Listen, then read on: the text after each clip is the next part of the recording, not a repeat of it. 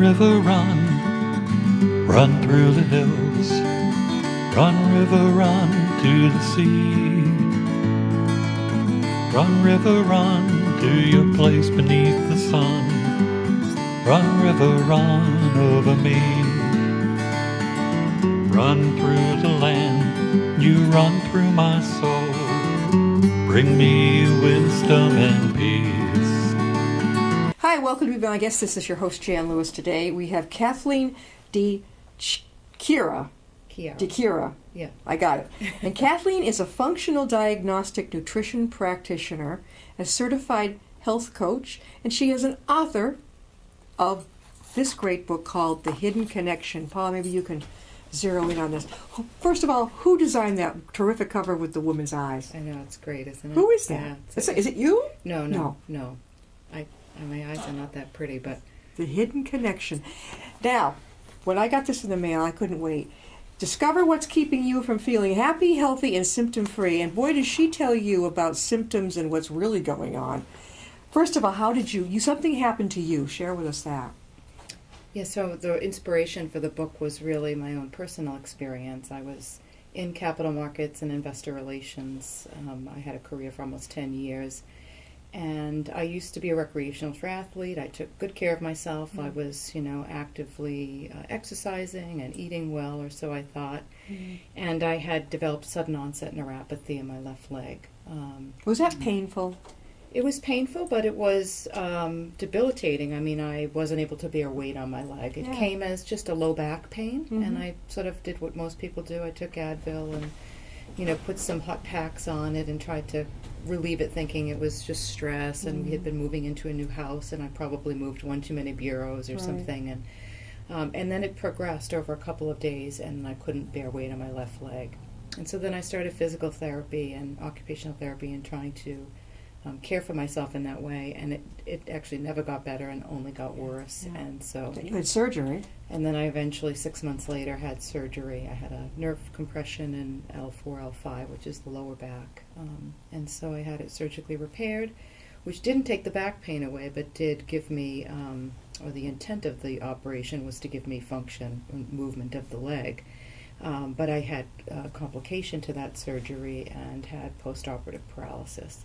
Postoperative paralysis. Now there's a happy thought. Yeah. So you really couldn't move from the waist down? Right. How? Which they considered, so there were no nerves severed. It wasn't a permanent. As you can see, I'm here today walking, and of course at the time we didn't fully understand it, and we had to explore what was at the root of it. And I think ultimately there was little to explain it other than post-traumatic stress or some neurological stress to the body, which in my case was a surgery. I just didn't respond well to the surgery. Right. And it was a long road of recovery from that point out, because that really just set off a long list of immune reactions and chronic pain and chronic fatigue and lots of other dysfunctions. Probably depression and anxiety. Oh, everything, yeah, all related, all sort of wrapped up into one, one and thing your kids led were to little, another. were they at that Little, point? yeah. Three, I had two toddlers. I had a son that was 3. You did it. Right. Well, you just do, and it was really difficult. It was difficult for my husband. It was difficult for myself, and I think really the uncertainty was really the hard part of. You didn't know what was really happening. Exactly. And then you decided to turn the corner. Well, I lost the job that I loved because my prognosis was very poor, and I was not getting better. And I knew I had a long road ahead of me. So that was really difficult because I had worked my whole life and I was very independent and was proud of my accomplishments in the workplace. And so, by the time, I wrote the book, I mean, I had pretty much been deep into the pain and suffering for many, many years. And I was out of options. I was no longer a good candidate for surgery. There were other problems with the spinal cord that were developing, and I just was not somebody that was going to do well with interventions. I was all out of medication options. I had already been given high doses of morphine and other pain medications, and while those were managing the pain, they weren't resolving the issue. So, you couldn't just keep throwing another drug. Yeah, and then risk getting addicted too. Right. And so I was pretty determined myself that there had to be a better way. but looking at the nutrition and kind of looking at my own participation and how I could get well really came out of desperation, because I thought, well, this isn't really the life I'm supposed to have. I don't think, I was in my mid-30s, and I intuitively knew that this isn't really what was supposed to happen, and there had to be a better way. So, without any idea of where it would lead, I just started reading everything I could. Anything that connected chronic disease and health. What do other people do? What do we know? And I was shocked that there was a lot of really great research, great information. Did you get online a lot? Well, yeah. I mean, that's where I went out to PubMed and I pulled research, and I looked at incredible literature. I mean, not just searching the internet and randomly picking things. I mean, really being thoughtful about, well, do we know of anything that's anti-inflammatory? Are there foods that I can or should be avoiding? What happens when somebody has fibromyalgia and chronic fatigue syndrome and chronic pain syndrome? What are the things that might be agitating that? I mean, I got really curious about it. And so I started to experiment. I started to take certain things out, and I thought, well, gee, that's helpful. Didn't resolve everything, but I noticed changes.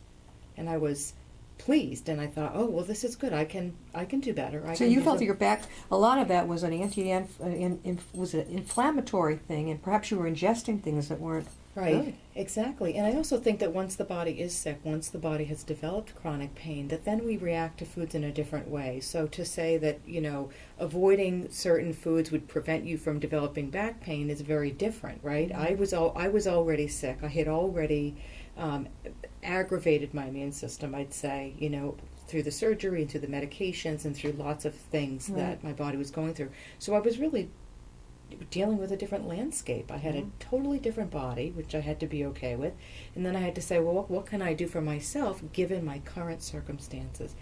And that's where I got really curious. I would say it was more of an insatiable curiosity that I kept saying, oh, this is good, let me do a little bit more. It was a good obsession. It was. You had to know. You once, when you came in, she mentioned she's a good detective, and I can relate to that. I have to keep at it. Right. And so I think it did become a bit of an addiction in terms of self-discovery, but the good news is I was learning, and I was learning different things about myself that I really hadn't fully appreciated before. And then I started recognizing that, I've had a lot of these issues before. I started to see that things that were happening to me at age 16 or in my early 20s and when I got pregnant, there were explanations for them, that maybe those things didn't just happen to me after all. Maybe I've had some of these sensitivities all along, and I just didn't know it, and they showed up in different ways. Like, I had a duodenal ulcer at age 16. I had cystic acne in my 20s. I mean, duodenal ulcer at 16? Exactly. Was there a lot of stress in your life? No. I mean, 16, I was, hanging out with friends and in high school, and had a great family and a wonderful life. Did they give you that god-awful test? God, man, I never had that. With the clip. You take down the line. Yeah. Oh. That's where they did.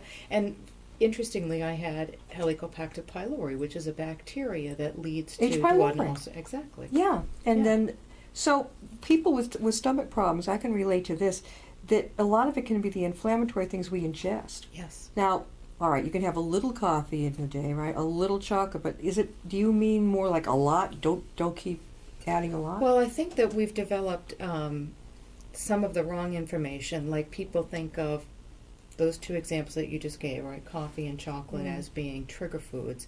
Actually, those are the last two things I would say you'd ever have to worry about. Oh, really? Yeah, they can aggravate an existing condition, but very rarely are they the root of the problem.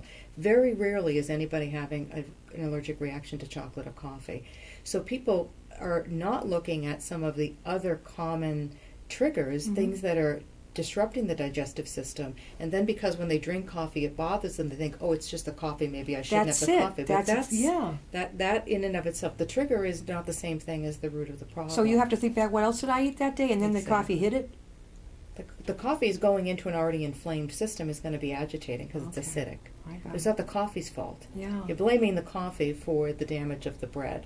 I got it. If you see what I'm saying. So people reacting to, let's say, grains, or if somebody's reacting to corn or the protein in dairy, they've set themselves up with an inflammatory condition, and then they eat other things that agitate it and think it's that food, that, oh, I should just avoid tomatoes and I should avoid coffee and I should avoid acidic food. But really, you're blaming the trigger foods. It's, it's just exact opposite information. This Exactly. is wonderful that you get at the doctor's That's office. right. We're talking with Kathleen Dichiaia, right? Chiara, yeah. And she's a functional diagnostic nutrition practitioner and a certified health coach. And she's the author of this great book called The Hidden Connection. And having been through quite a lot yourself, and you actually, the work that you did, I love The Body Doesn't Lie. Mm-hmm. Inflammation in the brain can come from inflammation in the gut. And my doctor said to me, that rang a bell, he said, the two are connected. Yes, they are. So a lot of people with tummy problems, Exactly. they'll give them an antidepressant. That's right. 80% of the serotonin, which is your mood neurotransmitter, is made in the gut. So even though the brain is using it, it's actually not manufactured in the brain. It's manufactured in the gut. In the stomach. That's right.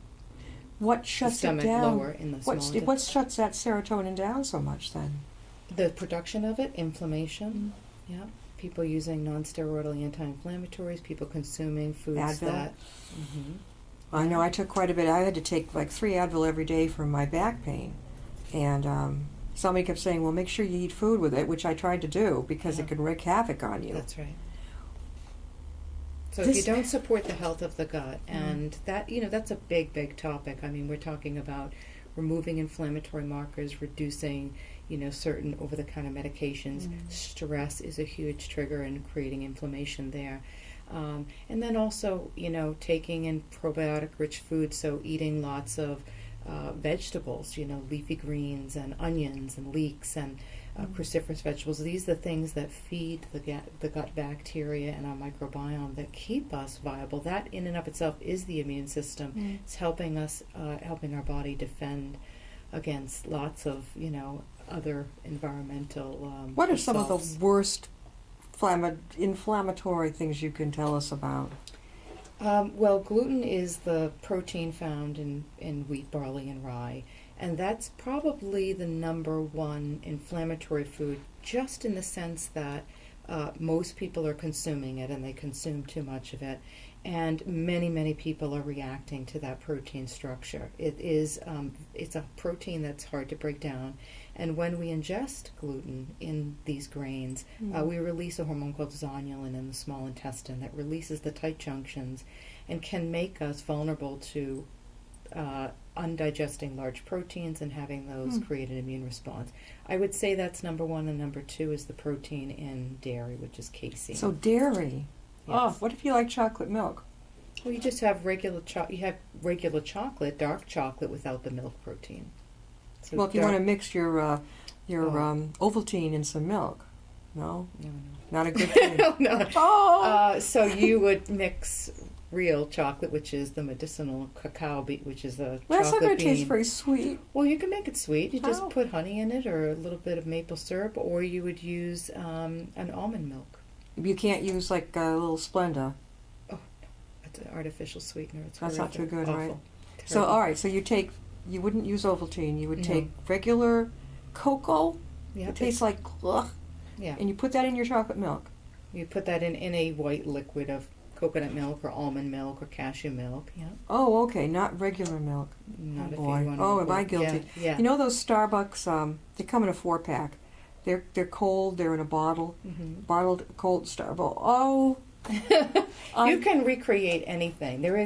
So a lot of people think that, when you remove certain foods or certain proteins from the diet, that you're somehow living in deprivation, and that I probably eat carrots and rice sticks and I don't know what else. People think that, eating nutritionally or eating a healthy diet or a diet that avoids a lot of these inflammatory foods, people, I think, make the connotation that it's very bland, right? Yeah. It's so rich. When you really understand what the real versions of the foods that you're talking about, right?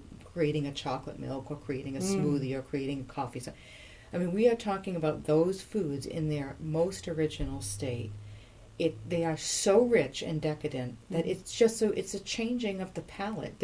You don't have to avoid these foods. You're just having them closer to their original state, which is really where they're medicinal. So cacao which is the cocoa bean, okay, is a medicinal food. It is used therapeutically. It has magnesium and iron. It's a wonderful food. It has to be over 70% cacao, which is the bitterness. I'm going to write this down. Over 70%. Okay. Yeah. The more you decrease that, the less medicinal. So by the time you get to milk chocolate, which is really, it's the cacao bean, and then they've stripped it by adding all the milk fats into it. It's no longer. It's just an artificial food. There is nothing medicinal about that. So you would put a couple of teaspoons or whatever of the cacao powder, in, let's say, some almond milk, which is not dairy. That's right. And then you could add a little you honey. You sweeten it. Yep. You put a little maple syrup or sweeten it, blend it up. It would taste delicious.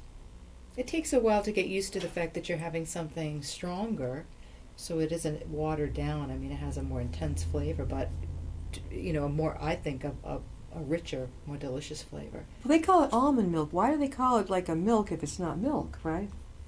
Why? Well, because, really the only thing that's a milk is from a goat or a cow, right? If it's technically dairy. Almond milk is just taking the almonds and purifying them with water. Okay. So you take water and almonds and you blend it and then you strain the pulp. That's almond milk. Okay, now the other thing that's a little scary is the bread thing. I love raisin bran muffins. Is that a no-no? I love them. One for breakfast. Yeah.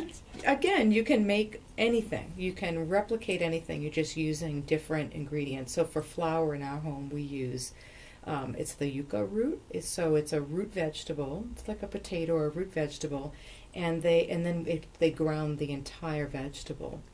And that makes the flour, so it has all the fiber. So one of the big mistakes that people make when they move on to a gluten-free diet, or they're avoiding gluten, is that they then they use gluten-free flours and starches, which is really just like tapioca starch and potato starch, and those that really spike insulin and are not ideal choices. Right. There's no fiber in them. It's not something that. And they tell us to eat wheat bread. We need fiber. Keep eating the wheat bread. But you can get fiber in other places. You do not need wheat bread.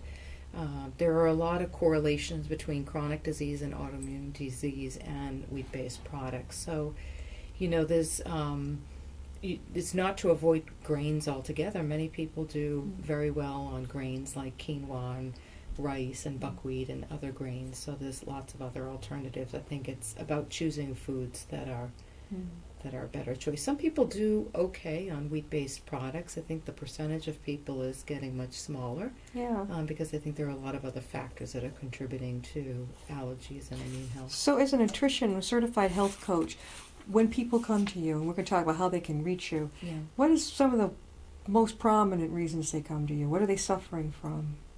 Chronic symptoms that are unresolved using conventional medicine. They've almost always tried something else, or have struggled for many, many years, much like I did, and they're frustrated, and they feel like they know something is going on. They know there's has to be an explanation for it. Many people have already done their own research. They are very knowledgeable, so.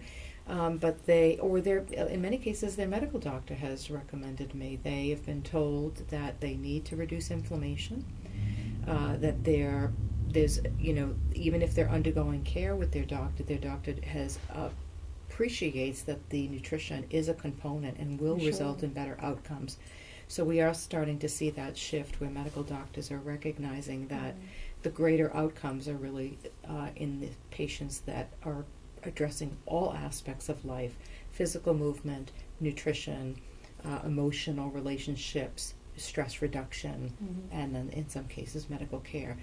That whole approach is critical for everybody. You can't just look at one aspect. It's like somebody changing their diet and eating all the right foods and lots of vegetables. And living in a stressful... Exactly.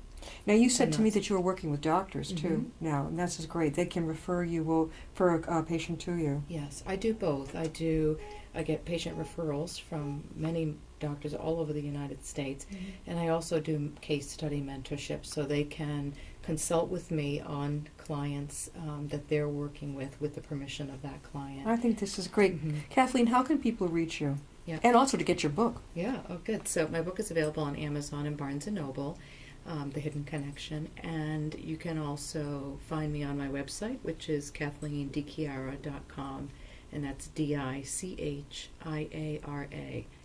and the first name Kathleen. Do you give presentations? I do. You do. Yeah. Where do you go? Libraries? Where do you go? Everywhere. Yeah. So I have Senior medical- centers too would be good, right? Yeah, I've had every request. So I've done wellness studios, yoga studios, big conferences, online summits, libraries, medical doctors have me come in, pharmacists have me come in and speak. I have done a very wide range. Mhm. I speak a lot about autism. I had a son on the autism spectrum, that's an interesting connection there, and I do get a lot of requests in that particular area. So you feel that autism, I think our heads are spinning from all the information they're giving us. Mhm. You feel that that's an inflammatory problem too? I think once a child, there's lots of reasons. There's no one single cause or contributing factor to autism. It's a complex issue. But every single child that has autism needs to have nutritional support. I think that their greatest outcomes and their greatest accomplishments in terms of overall health will be achieved by supporting the whole health of the body. So no question about it. It'd be great if you could get the word out to a lot of the parents. I wonder if the schools would have you come and speak. Yeah, actually I have, where our family story, because my son lost his diagnosis at age 11, was in a documentary film, so that'll be coming out in the next few months, and I think that will really inspire a lot of community conversation around health and wellness. It is both my story and my son's, but I think that there really is a lot of information available right now for parents in terms of nutrition. I think, thinking back to the position that I was in as a parent of a child diagnosed with autism, and he was diagnosed at 3, I don't know that I was ready to hear. I don't know that I was ready to hear that there was something that I could do. I think there's a cycle that parents go through, and people are at different stages. And I think that often people say, "I wish other parents knew." Or do you think that if we could tell other parents, the parents have to be willing and open to listening? And someone told me many, many years ago, before I had my illness, about something that I could do. It was a naturopathic doctor, and she was making recommendations for me to address diet, and I thought she was crazy. I mean, I really didn't want to hear what she had to say. Oh, I know what that's like. Yeah, and so I was closed off. I mean, I can see now that that's what was happening. Yeah. At the time, it was easier for me to say that gluten-free, a casein-free, gluten-free, or a dairy-free, gluten-free diet is ridiculous. Right. That how is that even in any way related to this complex neurological condition he has? He had multiple diagnoses, severe apraxia, which is low muscle tone and inability to move the muscles in his mouth or lift his tongue. Eye contact missing. Eye contact, sensory issues, crying, anxiety, he ran the gamut. He had gastrointestinal issues, he had developmental delays, he was nonverbal. And then for somebody to make a connection and say, it's something he's eating, I thought, this is so absurd. I mean, it really... You feel like saying, you're nuts. You're nuts, right? You're nuts. I know when my son was in kindergarten a long time ago, but when he was there, his teacher, when you go in and meet with the teacher, said to me, well, I think he might have ADHD. And I looked at her, I said, no, he's just enthusiastic about things. So I went home. That's right. Okay, I went home and I said to myself, you know what, Jan? You're not doing him any favors in the future if you don't find out. That's right. So I took him to UMass, and they the pediatric neurologist, he says, he's got mild, but he's got it. He would be 100% focused if he liked it. Yeah. Loved it. But he started off on the Ritalin and all the other stuff. Sometimes I wish I hadn't. Now they're saying different things about these meds. Yeah. You do the best you can with whatever information you have, and that's what people have to remember. I do think there are parents who are not getting access to the information, which is that's sort of what you're talking about. Is there a platform for parents to learn?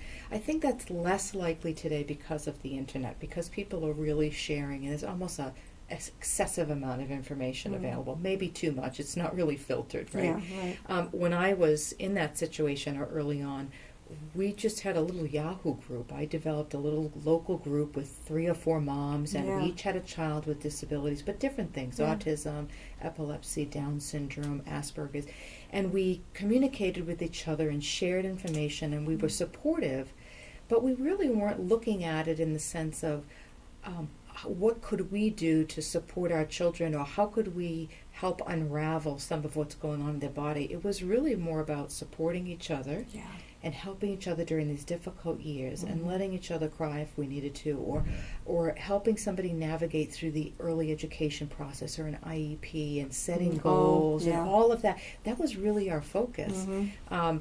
And I think that has changed now, like I said, because of the internet, and people can really connect with women who've had similar experiences. Your family is so lucky to have you. I mean, the kids, your husband, they can all... How about your parents? Do they agree with you? Do they like what you're... My parents are, I think, really proud of where I am today. I think that they would expect me to this is my personality. Were you the youngest? No, I'm the third. You're the third. I'm the third of 4. Oh my gosh. All girls? But, no, 2 and 2. Oh. But I've always had an entrepreneurial spirit. I've always wanted to run my own businesses and do things on the side, and I've been very ambitious in that way, very self-motivated. So it would make sense for me to take this to a different level. I love the book, The Hidden Connection. Now, do you have anything else coming out our way? Oh, yes. Oh, you do? I okay. do, What's that going to be? So I'm working on 2 other book projects at the time. I am constantly asked for a cookbook, or at least some new people just want to know, how do we use these amazing even that medicinal chocolate foods? milk thing I'm talking about. I'd love to have that in front of me. Exactly. I'll send you that. I'll make one up for you, So it's coming out when? So that'll be a little bit later, just because the photography piece of it is tough, you know, in terms of timing. You have to really be invested for that. The next book that's coming out is more around behaviors and belief systems that I think really drive chronic disease. And it is a little bit like what you and I are talking about today, which is, you know, if we start to believe that we don't need to play an active role in our own health, then in essence we're sort of driving that disease pattern. And I think that that's really at play for everybody with chronic disease. Whether you have a child that's struggling with autoimmune or any type of developmental delay, or you're a parent or individual struggling with chronic disease, we really start to develop our own patterns of thought around what it is that we're dealing with. And I think you have to really look at both. You know, it can't just be, I'm going to change my diet. It has to be that you're going to change your mindset and be open to learning new things, or doing things differently than maybe your mom taught you. And that's okay, because it's a different time. Exactly. You know, my mother raised me in the 70s, and it was a different time than it is today. And I can't go back and say, well, this is not how, you know, my mother did it, or this isn't the way I was taught. I have to say, well, what can I do today? What do my kids need today? And I think that being open to evolving the way that we look at things and the way we learn is so critical. Yeah. Kathleen, again, they can get The Hidden Connection Google or Amazon. They can go to Amazon. Both, yeah. They can get it on Amazon. They can get it on Barnes & Noble. Hopefully it's in public libraries everywhere, and certainly they can go to my website and look for a link there as Thank you very much for being here. You're Thank you. welcome. We're going to have you back on so when much. you have I the next hope one so, coming. yeah. You got to let me know. I will. All right, we'll see you Absolutely. next time. I'll be my guest.